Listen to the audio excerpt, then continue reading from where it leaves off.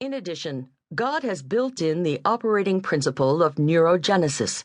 New nerve cells are birthed daily for our mental benefit. This sounds like Lamentations chapter 3, verses 22 and 23. The Lord's mercies are new every morning. This book shows you how to get back control over your thoughts and renew, as in Romans chapter 12, verse 2, and rewire your brain in the direction you were originally designed to go.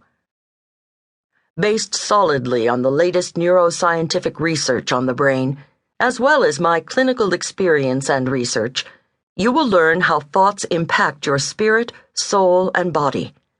You will also learn how to detox your thoughts using my practical, detailed, and easy-to-use 21-day brain detox plan.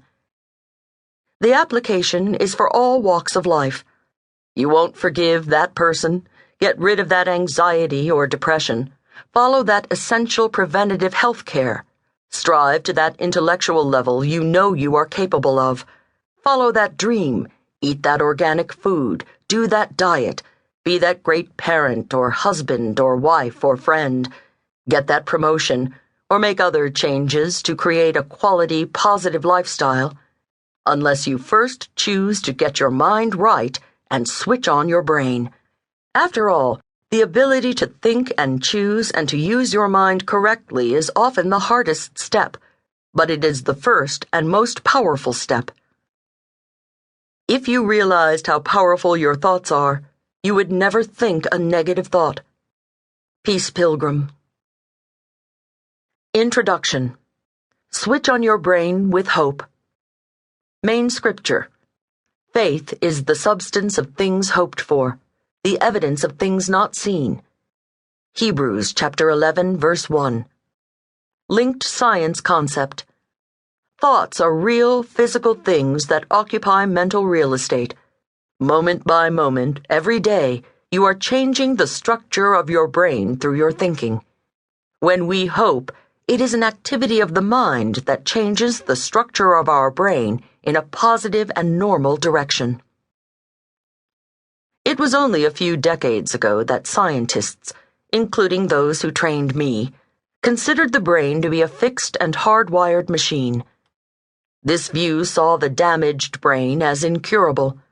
They believed brain damage was hopeless and untreatable, whether the effects were from stroke, cardiovascular event, traumatic brain injury, learning disabilities, traumas, PTSD, OCD, depression, anxiety, even aging.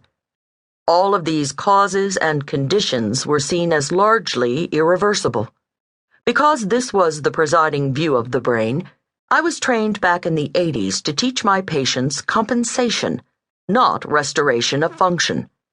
I was trained in the conventional wisdom of the time that said brain normality was an impossibility for those with mental limitations or brain damage of any kind.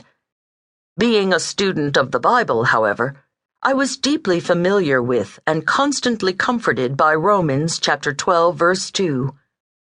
Do not conform to the pattern of this world, but be transformed by the renewing of your mind. NIV. I knew this famous and fabulous renewing of the mind passage was a truth I needed to apply to my patients' care to help them overcome their deficits. So my relentless search of this truth as a scientist began. I was struck by how my patients, using the therapeutic techniques I was developing from my research, belied the negative picture conventional science presented of the human brain at that time.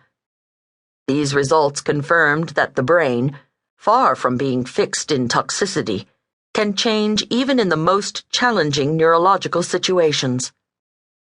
I was in awe of what each patient displayed in terms of what you can do when you set your mind to it. Each new scientific study in this direction confirmed what I knew intuitively to be true. We are not victims of our biology or circumstances.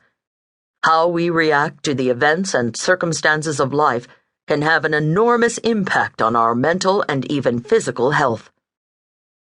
As we think, we change the physical nature of our brain. As we consciously direct our thinking, we can wire out conscious